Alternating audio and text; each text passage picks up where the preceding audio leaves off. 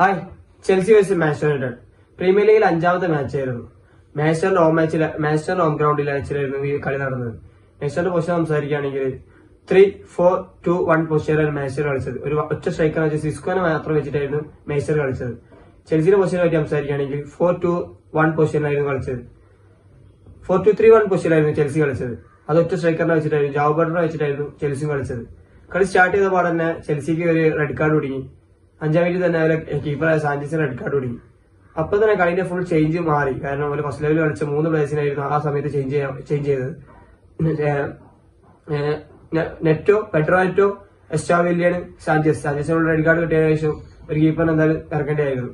3 ചേഞ്ചാണ് first ലെവലിൽ തന്നെ വന്നത്. അത് വന്നതിന് ശേഷം തന്നെ ഒരു ഗോൾ വന്നു. ബ്രൂണോ ഫെർണാണ്ടസിന്റെ ഗോൾ, ഒരു 14ാം മിനിറ്റിൽ ബ്രൂണോ ഫെർണാണ്ടസിന്റെ ഒരു നല്ലൊരു ഗോൾ വന്നു.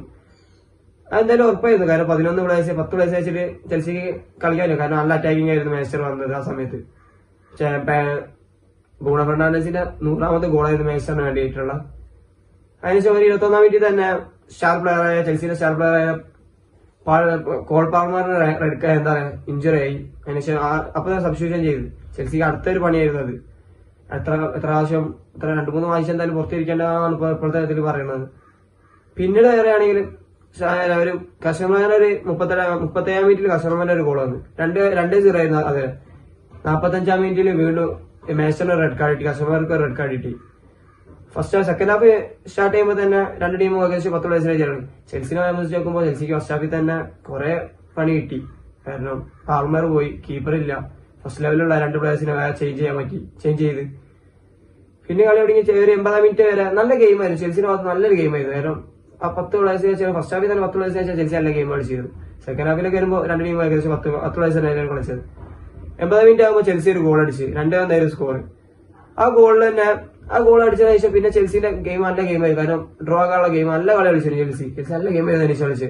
മാഞ്ചസ്റ്റർ ഡിഫെൻഡ് ചെയ്യാന്നുള്ള ഗെയിം. കാരണം ആ ഗോള് വിൻ ചെയ്യണമെന്നുള്ളതിന് ഒരു അറ്റാക്കിംഗ് ഇല്ലാണ്ട ലെവലിലാണ് കളിച്ചത്.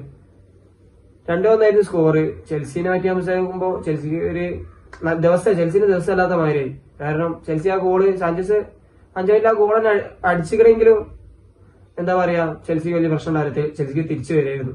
ആ ഗോൾ ഓടിക്കുക റെഡ് കാർഡ് കിട്ടി.